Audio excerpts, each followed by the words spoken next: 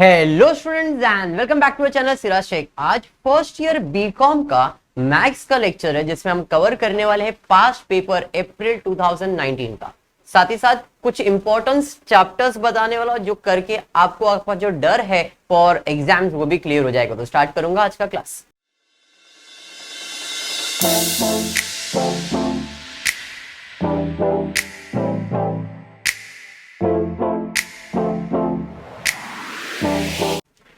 Before starting with the class मैं एक बात बोल रहा हूं, जरा ध्यान से सुन लो। आपका पेपर है 100 मार्क्स का, मैथ्स का पेपर 100 मार्क्स के अंदर कैसे ऑब्जेक्टिव्स आने वाले ये मैंने ऑलरेडी आपको बता दिया है। भाई 30 ऑब्जेक्टिव्स आएंगे, उसमें से 25 लिखना है 2-2 मार्क्स के लिए, या तो पूरे 50 ऑब्जेक्टिव्स आएंगे और हर एक का मार्क्स कितना रहेगा, एक एक रहेगा। समझ में आया? ये आपके कॉलेज के ऊपर है। पेपर कौन सेट करता है? आपका कॉलेज, यूनिवर्सिटी नहीं। समझा आपको? तो आपका पेपर सेट आप जिस कॉलेज में उस कॉलेज का टीचर ही सेट करने वाला है। ऑफलाइन एग्जाम्स है मतलब टीचर ही पेपर सेट करेगा। ऑब्जेक्टिव्स के लिए वो लोग ऑब्जेक्टिव्स का आपको अलग देंगे और इसके लिए प्रैक्टिकल के लिए अलग देंगे, वो डिपेंड करता है। क्लियर? अब मैथ्स की बात करूंगा तो मैथ्स का अगर पेपर पैटर्न की बात करूं तो सेम 25x2 या तो 50x1, 50 मार्क का ऑब्जेक्टिव्स, 50 मार्क का प्रैक्टिकल है। लेकिन पहले ऐसा नहीं था। पहले कैसा था? मैथ्स और साइड बीकॉम की बात कर रहा हूं मैं, दूसरे कोई भी स्टैंडर्ड के लिए नहीं। बीकॉम का जो मैथ्स है वो 2 पार्ट्स में डिवाइड था, मैथ्स एंड स्टैट्स। मैथ्स की कुछ 3 लेसन थे और स्टैट्स में रिमेनिंग लेसन थे, ऐसे 10 लेसन का कॉम्बिनेशन था। तो जो मार्क्स का डिस्ट्रीब्यूशन था वो था सेक्शन 1 को 40 मार्क्स और सेक्शन 2 को 60 मार्क्स। 40 + 60 100 मार्क का पेपर आता था। हर एक क्वेश्चन 5 मार्क के लिए आता था। हर एक क्वेश्चन 5 मार्क के लिए आता था। मतलब सेक्शन 1 की बात करूंगा मैं तो 5 4 = 20, 5 4 = 20, मतलब 8 क्वेश्चन सॉल्व करने हैं। कितने? 8 क्वेश्चन। अगर आप आपके टॉपिक की बात करोगे तो आपको जो सेक्शन 1 है उसके अंदर आप देख सकते हो, पहला तो था function, derivatives and application of derivatives and interest and annuity. ये 3 लेसन है जिसमें function and derivatives, application of derivatives ये एक कॉम्बिनेशन में आएगा और इंटरेस्ट का एक कॉम्बिनेशन आएगा। मतलब एक क्वेश्चन होगा जिसमें फंक्शन, एप्लीकेशन, डेरिवेटिव्स ये तीनों का कॉम्बिनेशन से समझाएंगे। आते थे, अभी का नहीं बात कर रहा हूं, पहले ऐसे आते थे। और एक क्वेश्चन आता था इंटरेस्ट का जिसके अंदर खाली इंटरेस्ट के क्वेश्चन होते थे, simple interest, compound interest, present value, future value, depreciation, EMI. इसमें देखो मैंने बहुत सारे कंसेप्ट करवाए, तो ऐसे हर एक के कंसेप्ट के ऊपर आपको समझाने वाले थे। क्लियर? ऐसे 5-5 क्वेश्चन, मतलब 4 क्वेश्चन लिखने थे, हर क्वेश्चन को 5 मार्क था, तो टोटल 40 मार्क का ये पैटर्न था। 60 मार्क के अंदर रिमेनिंग लेसन है और उसके हिसाब से हर क्वेश्चन को 5-5 मार्क्स दिया गया था। Bivariate, correlation, regression, time series, index number, ये जो आपके मैथ्स के लेसन, स्टैट्स के लेसन थे वो। सजेशन की अगर मैं इस साल की बात करूंगा, इस साल के पेपर के हिसाब से बात करूंगा तो ज्यादा फोकस करो स्टैट्स के ऊपर। ज्यादा फोकस करना है स्टैट्स के ऊपर। स्टैट्स के अंदर आपका इंडेक्स नंबर है, टाइम सीरीज है, बाइवेरिएट है, ये सब के ऊपर अगर आप फोकस करोगे। और स्टैट्स कंपेयर टू मैथ्स थोड़ा सा इजी है, फॉर्मूला बेस्ड है लेकिन इजी है। कंसेप्शनल नॉलेज नहीं चाहिए, फॉर्मूला और कैलकुलेटर, फॉर्मूला और कैलकुलेटर कुछ भी काम नहीं है। तो मेरा सजेशन रहेगा अगर आपको लिखना है तो you can study bivariate, correlation, regression, formula based. अभी रिसेंट हुआ है वो टॉपिक, बाइवेरिएट, कोरिलेशन, रिग्रेशन। क्या रखना है? कार्ल-पर्सन, स्पीयरमैन, ये आपको कोरिलेशन में आ जाएगा। और रिग्रेशन के अंदर x on y, y on x, फिर 2 इक्वेशन दिया रहेगा। बराबर है? याद करो, इतना ही याद करना है आपको। तो ये 2 लेसन को ऑप्शन में मत रहो, इसके बाद प्रैक्टिस करो, इसके एमसीक्यूज को ज्यादा प्रैक्टिस करो। टाइम सीरीज तो आई होप आपको मालूम ही रहेगा, मूविंग एवरेज है, 3 इयर्स, 4 इयर्स, 5 इयर्स और एक सीजनल वाला सम है। इससे ज्यादा इसमें कुछ करना नहीं है, तो इसको भी आप प्रिपेयर कर सकते हो। इंडेक्स नंबर में ला, पा, डी, फी, मी वाला फॉर्मूला याद रखो, बाकी सब हो जाएगा। स्प्लाइसिंग वाला नहीं किया चलेगा, बाकी ये ला, पा, डी तो करना ही है। डिस्क्रीट प्रोबेबिलिटी डिस्ट्रीब्यूशन है, नॉर्मल डिस्ट्रीब्यूशन में डिस्क्रीट प्रोबेबिलिटी करो, क्योंकि इसके अंदर 2 ही चीज याद रखना है, पॉइजन और binomial. Poisson distribution, binomial distribution, e raise to m वाला फॉर्मूला है और सी ऑफ एक्स वाला फॉर्मूला, ये दो चीज याद रखो, खत्म हो गया। मतलब मैक्सिमम फोकस अगर करना है सुहानी तो स्टैट्स के ऊपर करना है आपके ऑफलाइन एग्जाम्स के लिए। सर हमको क्या स्टैट्स में से ही सब आने वाला है? नहीं, मैथ्स और स्टैट्स का कॉम्बिनेशन होगा। 50 मार्क का पेपर होगा तो वो लोग देंगे तुमको, हो सकता है 20 मार्क का तुम्हारा मैथ्स दे देंगे और 30 मार्क के लिए स्टैट्स के सम्स देंगे। क्लियर है? तो 20 और 30 का कॉम्बिनेशन बना सकते हैं। 20 मार्क का दिया मतलब आपको 5-5 मार्क के सम्स देंगे तो कितने सम्स आ जाएंगे? 4 सम देने पड़ेंगे। और 30 मार्क का दिया मतलब 6 सम देंगे, 6 5 30, तो ऐसे आपको 6 सम आएंगे तो हर एक लेसन में से एक सम तो लोग देंगे ही देंगे, कॉमन सी बात है। और इधर 3 सम या 4 सम देने का है तो 3 ही लेसन है तो रिपीटेशन होगा। तो आप इंटरेस्ट एन्युटी को अच्छे से कर लो। उधर आपको अगर ऑप्शन में ऐसा रखना पड़ा तो भी आप इसको छोड़ के इसमें तो अच्छे से मार्क्स सिक्योर कर ही सकते। जो लोग एकदम डर रहे उनके लिए, बाकी जिन्होंने प्रिपरेशन करेंगे, जिन्होंने कुछ प्रिपेयर नहीं किया है, eight the end moment prepare कर रहे हो, तो आप लोग इतना तो करो, स्टैट्स को अच्छे से करो, पास हो जाओगे। एमसीक्यूज की वीडियोस ऑलरेडी है, प्लस आपके टेक्स्ट बुक के साथ जो एमसीक्यूज दिया गया है वो प्रैक्टिस करो। मैंने कंसेप्ट दे दिया है, कंसेप्ट के हिसाब से प्रैक्टिकल सम के जो एमसीक्यूज है वो भी ट्राई करो। क्लियर है? आज हमारा टारगेट है अप्रैल 2019 का सेक्शन 1 कंप्लीट करेंगे। सेक्शन 1 मतलब मैथ्स का पोर्शन कंप्लीट करेंगे और नेक्स्ट वीडियो के अंदर हम लोग कवर करेंगे सेक्शन 2 यानी कि स्टैट्स के वीडियो को। क्लियर है क्या? देखते 40 में से ऑन पेपर अपने को कितने मार्क्स मिलते हैं। मतलब अपन जब सम देखेंगे तो अपने दिमाग की बत्ती जल रही है कि नहीं जल रही है, कि ये आ रहा है कि नहीं आ रहा है, आ रहा है तो कर पा रहे क्या नहीं कर पा रहे, कर पा रहे तो कितना कर पा रहे, पूरा या आधा। तो अज्यूमिंग कि ये मेरा एग्जाम के अंदर सम आया हुआ है, जो आपके ऑफलाइन एग्जाम्स होंगे उसमें ये क्वेश्चन आ गया है, अब तुमको सॉल्व करना है तो तुम कितना कर सकते हो वो देखो, इसके बेसिस पे सम्स का पेपर का प्रैक्टिस करना है। ये 2019 का कर रहा हो, आपके पास 18 रहेगा तो 18 का प्रैक्टिस करो, 17 है तो 17 का प्रैक्टिस करो। पास्ट पेपर प्रैक्टिस करने से कॉन्फिडेंस आपका बढ़ेगा। क्लियर है? स्टार्ट करेंगे आज का क्लास। देखते क्या दिया है क्वेश्चन। तो आपके सामने क्वेश्चन है, attempt any 4 of the following, बराबर, जिसमें आपको पहला क्वेश्चन क्या दिया है, find the derivative of y with respect to x। अब देखो यहां पे क्वेश्चन नंबर 1 के अंदर आप देख सकते हो A B C D E 5 question है। क्वेश्चन 1 का A, फिर B, फिर C, फिर D और फिर E, ये 5 क्वेश्चन है। इसमें से अपने को कितना अटेम्प्ट करने का है? 4।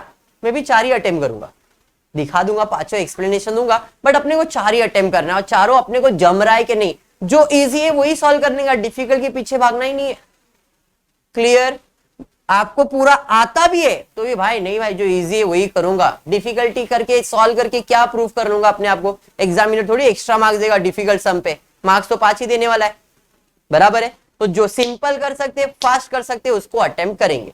तो इस क्वेश्चन में पहला मुझे दिख रहा है डेरिवेटिव ऑफ फर्स्ट ए, जो मुझे लग रहा है वो सिंपल है, वो सिंपल डायरेक्ट डेरिवेटिव्स निकाल सकते हो, ए करना है मुझे।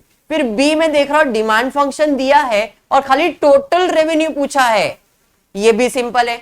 सी की बात करूंगा तो कॉस्ट फंक्शन दिया है, marginal cost and average cost पूछा है। मार्जिनल कॉस्ट पूछा है, एवरेज कॉस्ट तो सिंपल है, एवरेज कॉस्ट तो डिवाइड बाय एक्स करना है, मार्जिनल में डेरिवेटिव कॉस्ट का निकालना है, मतलब सी भी कर सकता हूं। डिमांड फंक्शन दिया, इलास्टिसिटी, थोड़ा सा कंफ्यूजन लग रहा है लेकिन अगर फॉर्मूला ध्यान में तो कर सकते हैं, मतलब डी में थोड़ा कंफ्यूज हो गया। ई की बात करूंगा तो टोटल कॉस्ट फंक्शन दिया हुआ है, रेवेन्यू फंक्शन दिया है एंड मैक्सिमाइज द प्रॉफिट पूछा। हाँ सर मैक्सिमाइजिंग कर सकते हैं हम लोग, तो देखेंगे कौन से सम्स हम लोग कर सके। मतलब पहले 3 तो समझ में आ गया, चौथा और 5वां में अपने को एक क्वेश्चन सिलेक्ट करना है, उसमें से कोई एक करना है। ठीक है, तो स्टार्ट करता हूं। क्वेश्चन नंबर 1 ए का फर्स्ट वन क्या दिया है क्वेश्चन, बोलो जरा। y is equals to 5 log x plus 3 x raise to 2 minus 7। क्या करना है यहां पे? डेरिवेटिव निकालना है विथ रिस्पेक्ट टू x। तो मैं लिखूंगा dy by dx is equals to d upon dx of y के जगह पे क्या आ जाएगा? 5 log x plus 3 x square minus 7, बराबर है। dy by d x, derivative of y with respect to x, तो इसे हम लिखते हैं d upon d x, y के जगह पे एक क्वेश्चन लिख दिया। अब आपको खाली फॉर्मूला अप्लाई करना है। फाइव को तो कुछ नहीं होगा क्योंकि मल्टीप्लीकेशन टर्म है, log x का derivative 1 upon x, log x का answer 1 upon x, plus plus sign वैसा वैसे ही, 3 जैसा वैसे ही, x रेज टू n का डेरिवेटिव है n x raise to n minus 1, 2 minus 1, अभी थोड़ी 2 माइनस 1 दिखाने वाला हूं, अरे बात समझा, माइनस 7 का डेरिवेटिव 0, तो 0 तो लिखेंगे नहीं, तो अब इसका फाइनल आंसर आ जाएगा 5 upon x plus 6x dy by dx, done, sum हो गया, 5 मार्क मिल गए, ये 5 मार्क का सम है। अब बोलो समझा आपको?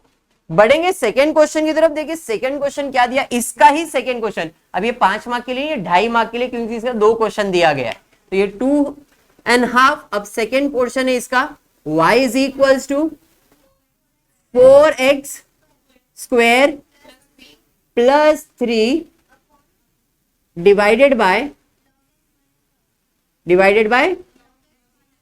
log x minus u upon v का फॉर्मूला अप्लाई करेंगे यहां पे, u और v है ना, इधर dy upon dx is equals to d upon dx of 4x square plus 3 upon log x minus 5, ये सारा चीज मैंने एक्सप्लेन किया है। What is the formula for u upon v? u upon v का फॉर्मूला है v लिखने का, v क्या है, ये पूरा टर्म u है, ये पूरा टर्म v है, तो पहले v लिखना है, मतलब log x minus 5 v derivative of u क्या है 4x स्क्वायर प्लस 3, ये समझा, v derivative of u minus, अब 4x square plus 3 d upon dx of log x minus 5, अरे बराबर, whole divide by, very good, log x minus 5 the whole square, formula done. ये जैसा है वैसे ही रहेगा, log x माइनस 5 जैसा है वैसे ही, into derivative of 4x square का डेरिवेटिव क्या आ जाएगा 8x प्लस 0, मतलब 8x, अरे ये समझा क्या, समझा, ये माइनस, इसको जैसा वैसे ही रखेंगे, इसे तो कुछ नहीं कर सकते आप, इनटू log x का डेरिवेटिव 1 अपॉन x माइनस 5 का डेरिवेटिव तो 0 हो जाएगा, whole divided by log x minus 5 the whole square, समझा ये पक्का। अब क्या करना है, मल्टीप्लाई करना है, तो मल्टीप्लाई करेंगे जो आ जाएगा 8x into log x minus 40x, 8 into 5, 8x into log x बराबर है, ये ब्रैकेट सॉल्व हो गया, माइनस, अब इस ब्रैकेट के अंदर आते हैं, इस ब्रैकेट में 1 अपॉन एक्स से मल्टीप्लाई करना है, तो हम लिख सकते हैं 4x square upon x plus 3 upon x whole divided by log x minus 5 the whole square, x और x कैंसिल हो जाएगा यहाँ पे और कुछ भी होगा नहीं, तो फाइनली मेरा आंसर आ जाएगा 8x into log x minus 40x minus 4x plus 3 upon x whole divided by log x minus 5 the whole square. और एक स्टेप कर सकते हो, x और x है ना ये, तो साथ में माइनस माइनस प्लस, साइन तो माइनस का आएगा, तो आ जाएगा 8x into log x minus 44x, ये माइनस हो जाएगा ना, ब्रैकेट ओपन होगा तो minus 3 upon x log x minus 5 the whole square, done. तो इस तरह से तुमको 2.5 मिलके कितने मार्क्स हो गए, 5 मार्क्स। क्लियर है यहां तक? पक्का, वेरी गुड। बढ़ेंगे नेक्स्ट क्वेश्चन की तरफ। क्या दिया है, find the total revenue function if demand is given to you where P is the price, also find total revenue when the price is ₹5 per unit. यह आपका क्वेश्चन 1 का B part. क्या दिया आपको यहाँ पे? डिमांड फंक्शन दिया है, डी दिया है, कितना दिया है? 300p minus P square demand function दिया। और क्या पूछा है? टोटल रेवेन्यू फाइंड करना है, टोटल रेवेन्यू फंक्शन फाइंड करना है। फंक्शन मतलब ये जैसा इक्वेशन है उसे फंक्शन कहते हैं।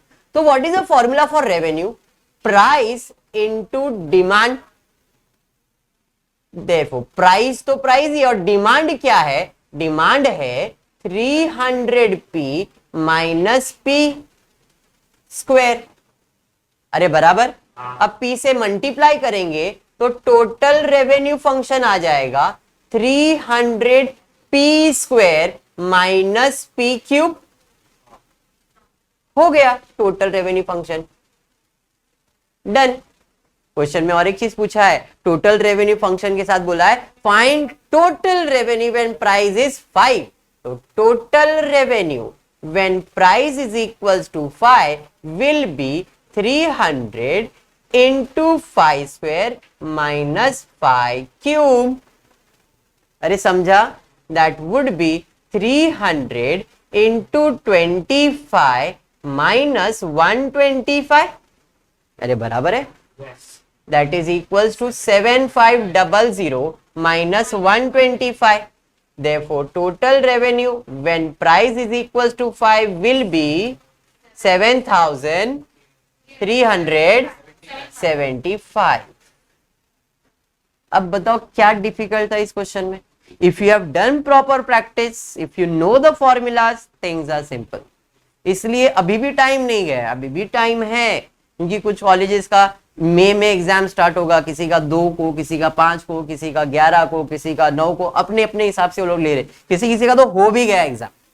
आई नो दिस कि कितने लोग का कॉलेज के एग्जाम भी हो गए तो ठीक है, जिनके नहीं हुए उन लोग एटलीस्ट प्रैक्टिस चालू रखो, ठीक है क्या? चलिए बढ़ेंगे और एक क्वेश्चन ले लेते। क्या दिया है? The total cost of x item of a commodity is given by cost is equals to find the marginal cost and average cost when x equals to 3। C वाला पार्ट क्या क्या फाइंड करने बोला है? क्या फाइंड करने बोला है? मार्जिनल और एवरेज कॉस्ट, बराबर है कि नहीं? चलिए ठीक है, मार्जिनल कॉस्ट यहीं से स्टार्ट कर देता हूं। सी मार्जिनल कॉस्ट, देखते हैं क्या दिया है। कॉस्ट फंक्शन दिया है, क्या दिया? Cost function x square plus 20x plus 9, ये मेरा कॉस्ट फंक्शन है। मुझे क्या क्या फाइंड करना है? Marginal cost, average cost. Marginal cost मैंने पहले भी बताया, मार्जिनल कॉस्ट का मतलब है, मार्जिनल मतलब डेरिवेटिव किसका? कॉस्ट का। तो डेरिवेटिव कॉस्ट का निकालना है, तो मैं इसे ऐसा भी लिख सकता हूं, derivative of cost with respect to x can also be written as d upon d x of x square plus 20x plus 9 which can be also written as 2x plus 20। ये आ गया मार्जिनल कॉस्ट। अरे समझा? अब marginal cost when x is equals to कुछ दिया है question में, कितना बोला? x equals to 3 can also be written as 2 into 3 plus 20 यानी कि 26। समझा? अब क्वेश्चन में और एक चीज पूछा है, एवरेज कॉस्ट। एवरेज कॉस्ट पूछा है ना? एवरेज कॉस्ट का फॉर्मूला क्या है? Average cost is equals to cost divided by x. That would be cost क्या है? X square plus 20x plus 9 divided by x. Therefore x plus 20 plus 9 upon x average cost function. समझा क्या किया मैंने? x सबके लिए split किया और कैंसिल किया। अब और एक चीज पूछा है, average cost when x is equals to 3, तो आ जाएगा 3 plus 20 plus 9 upon 3। 3 plus 3 6 plus 20 26 average cost. समझा सम? पक्का? तो मेरे को बताओ इसमें कितना मार्क्स आप सिक्योर कर लेते अगर ये सम आया रहता आपके पास? तो 15 तो मिलते। 5 5 5 3 सम हुए ना, ये 5 मार्क, ये 5 मार्क और ये 5 मार्क, 15 तो हो गए। प्रैक्टिस करो, you will get marks. Clear? Complete करो, बढ़ेंगे आगे। बढ़ते नेक्स्ट क्वेश्चन पे। अभी 3 सम तो हमारा हो गया, बढ़ेंगे नेक्स्ट क्वेश्चन नंबर 4, मतलब फर्स्ट का डी। क्या दिया है क्वेश्चन, जरा देखते हैं। क्वेश्चन दिया है if the demand D is given by D is equal to, कुछ फंक्शन दिया है आपको, find the elasticity of demand when P equals to 3। अब मुझे डी और ई में कोई सिलेक्ट करने बोलेगा तो मैं डी वाला सिलेक्ट करूंगा। क्यों? इलास्टिसिटी ऑफ डिमांड का एक फॉर्मूला मैंने आपको सिंपल लिख के दिया था, आपको याद होगा, एम लिखते थे एन, इसको थोड़ा बड़ा करके। इसका फॉर्मूला था minus P upon D into derivative of demand with respect to price, ऐसा एक फॉर्मूला दिया था, और इसे आप इलास्टिसिटी ऑफ डिमांड ही कहते हो। तो क्वेश्चन में आपको डिमांड फंक्शन दिया है, देखो डी इज इक्वल टू कुछ दिया है, क्या दिया है, D is equal to 12 plus 4p minus P square, ये डिमांड फंक्शन दिया है। अब मेरे को इसका क्या निकालना है, डेरिवेटिव। तो derivative of demand with respect to price will be D upon dp of 12 plus 4p minus P square, which is 12 का डेरिवेटिव 0, 4p का derivative 4 minus 2p, therefore d upon dp will be 4 minus 2p, derivative निकला। अब मुझे क्या find करना है, elasticity of demand. Elasticity of demand का formula है minus P upon D into D upon D P, ये इसका फॉर्मूला है। अब देखो आपको इस पोर्शन का तो वैल्यू मालूम ही है, पी और डी लिखना है, तो इधर आप क्या लिखोगे, माइनस पी जैसा है वैसे ही रहेगा, डी अपॉन डीपी का आंसर है 4 minus 2p divided by D का वैल्यू क्या है, डी का वैल्यू है 12 plus 4p minus P square. समझाइए, हो गया तुम्हारा इलास्टिसिटी ऑफ डिमांड। अब क्या, अब p का वैल्यू दिया है, खाली सब्स्टिट्यूट करो, जिधर जिधर p का वैल्यू आएगा उधर सब्स्टिट्यूट करेंगे। Elasticity of demand when p is equal to कितना दिया, देखो कितना 3। आप इसको मल्टीप्लाई करना है कर सकते हो, मैं तो डायरेक्टली कर रहा हूं। तो इधर आ जाएगा minus 3, 4 minus 2 into 3 upon 12 plus 4 into 3 minus 3 square. अरे ये समझा, विच इज 3 2 जा 6, 4 minus 6 will give you minus 2, minus 2 into minus 3 will give you 6, बराबर है। 12 plus 12 24, 24 minus 9, 24 minus 9 तो 15, कितना 15 आएगा ना, 24 और 9 बराबर है, कैंसल होगा, हाँ 3 2 जा 3 5 जा, तो मेरा elasticity of demand when price is equals to 3 का आंसर है 2/5 यानी कि 0.4। खत्म, तो हो गए मेरे 20 मार्क पूरे। बात समझा आपको? अब इसी तरह मेरे को स्टार्ट करना है क्वेश्चन नंबर 2। तो क्वेश्चन नंबर 2 की अगर मैं बात करूं तो उसमें भी सेम चीज दिया है, बट अभी इसके अंदर आप अगर देखोगे तो पूरा सिंपल इंटरेस्ट और कंपाउंड इंटरेस्ट है। पूरे 5 के 5 sum simple interest compound interest lesson के हैं।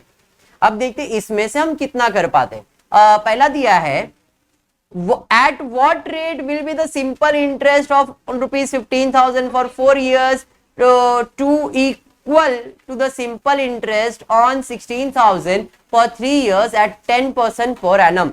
क्वेश्चन समझो क्या बोला है, बोला है at what rate, मतलब R फाइंड करना है, at what rate will be the simple interest on 15% per 15,000 for 4 years will be equal to the simple interest on 16,000 for 3 years at 10%। दो दिया है। तो सबसे पहला क्वेश्चन नंबर 2 का ए क्या सॉल्व करना है जरा देखते हैं। तो क्वेश्चन नंबर 2 का ए बोला है कि एक प्रिंसिपल वैल्यू दिया है 15,000, कितने साल के लिए डिपॉजिट करने वाला है वो 4 इयर्स के लिए, और कितना परसेंट मालूम नहीं है, और कुछ दिया है क्या, नहीं, और बोला है इस पे जो भी सिंपल इंटरेस्ट आएगा will be equals to principal 16,000, year कितना 3 इयर्स, रेट कितना 10। ऐसा क्वेश्चन में दिया है, तो हमको करना क्या है, जितना भी सिंपल इंटरेस्ट इधर आएगा वो इसको इक्वल है ना, तो मैं बोल सकता हूं simple interest on first amount is equal to simple interest on second amount. तो यहां पे पहले फॉर्मूला लिख देता हूं, simple interest on first amount will be equals to simple interest on second amount. Clear? What is the formula for simple interest?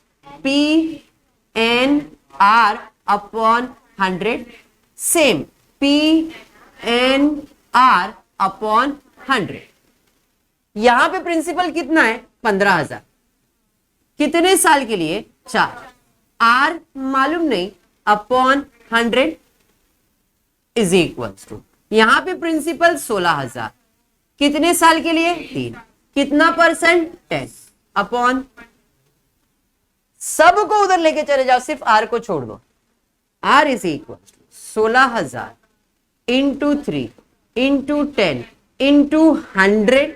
नीचे हो तो ऊंचे हो जाएगा, और जो ऊंचे हो इधर नीचे हो जाएगा, तो यहां पे नीचे में आएगा 15,000, 4 और 100 दिना दिन दा, सीधा कट हो गया।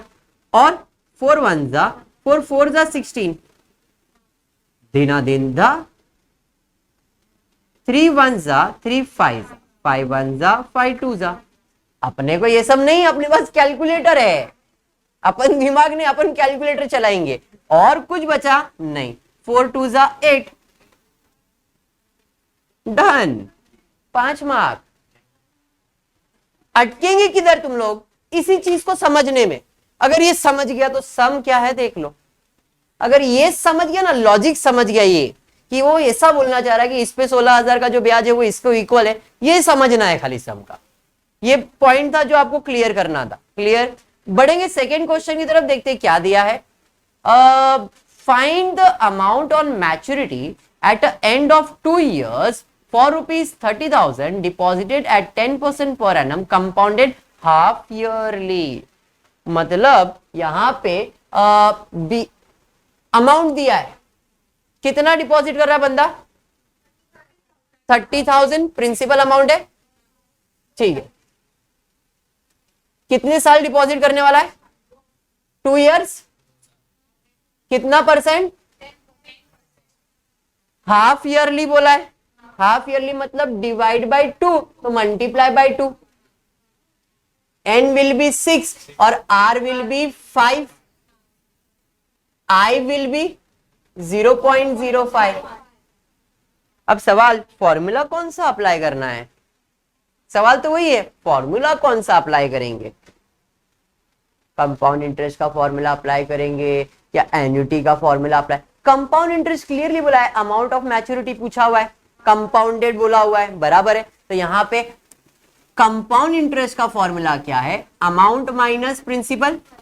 बट मुझे फाइंड क्या करना है? मैच्योरिटी अमाउंट, यानी कि ए फाइंड करना है। ए का फॉर्मूला क्या है? P bracket 1 plus I raise to n। अरे समझा? P bracket 1 plus I raise to n, that is principal amount. कितना डिपॉजिट कर रहे हैं हम? 30,000। रिकरिंग नहीं है, बराबर है 30,000। 1 प्लस 0.05 कितने साल के लिए? 6।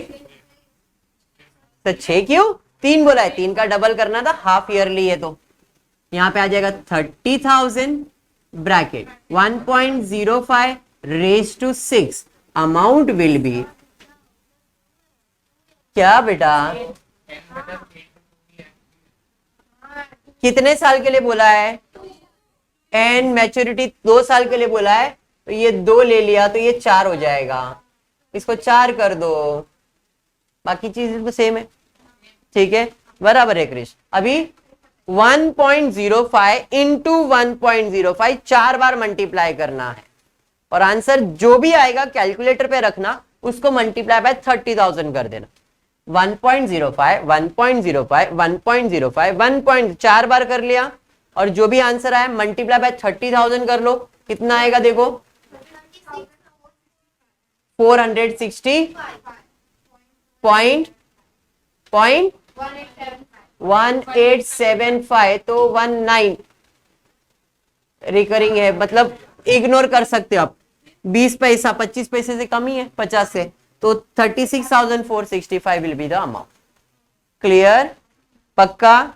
चलिए ठीक है, सी वाला देखते हैं क्या दिया है क्वेश्चन में। सी दिया है find the present value of ₹50,000 required after 3 years at 6% per annum compounded annually. Present value find करना है, प्रेजेंट वैल्यू फाइंड करना है। एक्यूमुलेटेड वैल्यू दिया, कितना दिया एक्यूमुलेटेड वैल्यू? 50,000। कितने साल में बोला है, कितना परसेंट बोला है? 6%। अब यही फॉर्मूले के साथ खेलना है आपको, ये भाई साहब इधर आ जाएंगे खाली, क्योंकि प्रेजेंट वैल्यू का फॉर्मूला है sum due upon 1 plus I raise to n. आपको याद हो तो मैंने बताया था यही फॉर्मूला फ्यूचर में भी रिपीट होने वाला, तो खाली इधर ले लोगे तो क्या मिल जाएगा? Present value. क्लियर? तो प्रेजेंट वैल्यू का फॉर्मूला है सम ड्यू मतलब अमाउंट कितना? 50,000 अपॉन 1 प्लस आई का वैल्यू 0.06, 1 प्लस 0.06 रेज टू कितने साल के लिए बोला है? 3 साल। अब 50,000 डिवाइड बाय 1.06 कितनी बार लोगे? 3 टाइम। जो भी आंसर आया आपको खाली मेरे को एक बार बोलो पहले, 50,000 डिवाइडेड बाय 1.06 3 बार मल्टीप्लाई करो, पूरा बोलना 1.1016 ये पूरा आया, पूरा ही लिखना है यहाँ पे क्योंकि 3 डिजिट का एक क्यूब ही है। अब 50,000 को इससे डिवाइड कर दो तो आपको प्रेजेंट वैल्यू मिल जाएगा जो कि एक्यूमुलेटेड वैल्यू से कम ही होगा। कितना? 980। पक्का? मेरे को तो गड़बड़ लग रहा है ये आर्यन यार। 41 आप लोग सब बराबर से डिवाइड करो और फिर बोलो। ये 0, ये 41,980। Very good Aryan, right Aryan. Point जो भी आपका आंसर रहेगा ये बराबर से डिवीजन करो, बाकी आपके ऊपर है भाई, मैं इतना भी कैलकुलेटर लेके बैठा नहीं हूं। 50,000 डिवाइड बाय ये बराबर वैल्यू चेक करो, डिवाइड करो तो देखो आपको आंसर मिलेगा। समझ में आया? तो आपका प्रेजेंट वैल्यू कितना है? 41,980। पॉइंट जो भी तुमको रहेगा। क्लियर? पक्का? कंप्लीट करो। बढ़ेंगे नेक्स्ट क्वेश्चन नंबर डी और ई के अंदर मैं सॉल्व करके देता हूं ई वाला, ईएमआई वाला सम। देखते क्या क्वेश्चन दिया। Manoj take a loan of 80,000 to be repaid in 4 EMI at 12% per annum by reducing balance interest rate. Find the equated monthly installment. देखो equated monthly installment ऐसा है ना, आपको fill in the blank MCQs में आएगा। What is the full form for EMI? Easy monthly installment, ease in monthly installment, every month installment ऐसा आएगा। तो इधर सिंपल याद रखना equated monthly installment. Equated actual में वो इजी है बट हम इसे कहते हैं इक्वेटेड, हम सॉल्व करते उसे। तो हमारे लिए ईएमआई का फुल फॉर्म है equated monthly installment. MCQs type का क्वेश्चन में अभी भी बोलता हूं आने के चांसेस है ऐसे ऑब्जेक्टिव क्वेश्चंस। क्लियर? अब क्वेश्चन में क्या क्या दिया है जरा लिख लेते हैं। क्वेश्चन के अंदर आपको दिया है कि हमने बंदे ने लोन कितने का लिया है? 80,000 का, और पूछा है कितने साल के लिए बोला है? Are 12% per annum.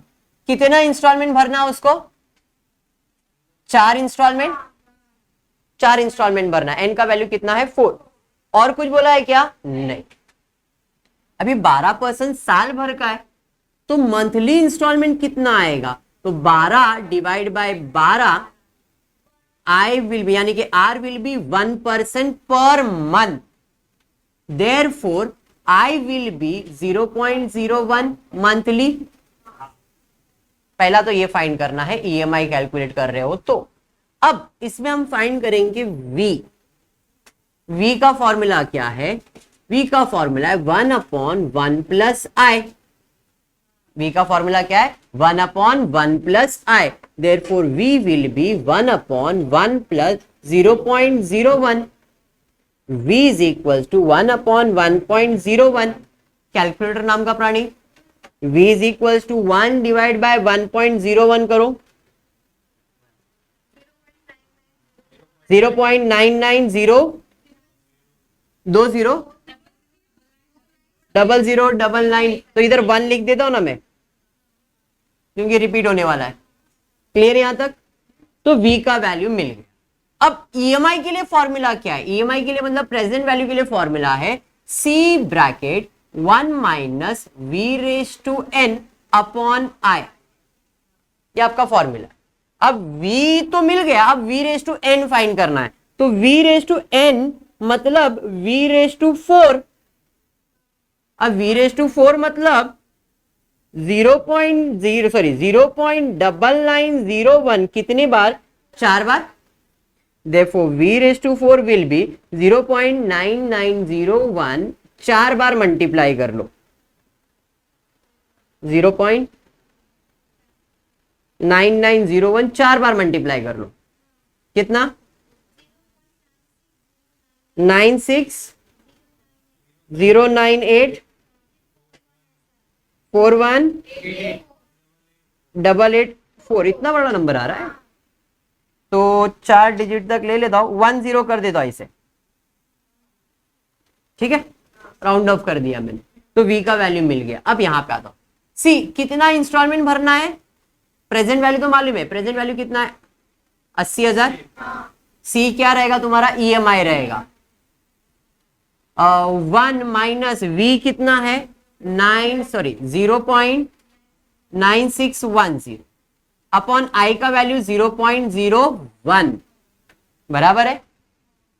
ये इधर आ जाएगा 80,000 into 0.0, C bracket 1 minus 0.9610 will give you 0.00039, 3 digit, बराबर है। इसको ये बाजू लेके आ जाएंगे, 80,000 into 0.01 0.039 is equal to C. Therefore C यानी कि monthly installment will be, divide करने के बाद बोल कितना? 20512.82, मतलब सी विल बी 20,513 अप्रॉक्स, बराबर है। तो आपका मंथली इंस्टॉलमेंट कितना रहेगा? 20,500, 1 मिनट सबर, 20,513 रुपए तुम्हारा क्या रहेगा? Monthly installment. कितने महीने में ईएमआई भरना है? 4 महीने में भरना है। तो आप हिसाब लगा लो, 20,000 4 बार भरोगे तो कितना होगा? 80,000, और 500 4 बार देना मतलब 2,000 के आसपास आपका क्या रहेगा? ब्याज रहेगा। मतलब answer is almost correct. Clear है क्या? पक्का समझ में आया? तो इस तरह से तुमने कंप्लीट किया है सेक्शन 1। सेक्शन 1 के अंदर मैंने मैथ्स कंप्लीट किया, 4 क्वेश्चन ही सॉल्व करके दिया। नेक्स्ट वीडियो के अंदर हम सेक्शन 2 सॉल्व करेंगे। सेक्शन 2 थोड़ा बड़ा रहेगा बिकॉज उसके अंदर और ज्यादा सम्स है। होपफुली आपको वीडियो पसंद आया रहेगा, तो प्लीज वीडियो को लाइक कर देना, फ्रेंड्स ग्रुप में शेयर करना और चैनल को सब्सक्राइब करना। Thank you for watching the video.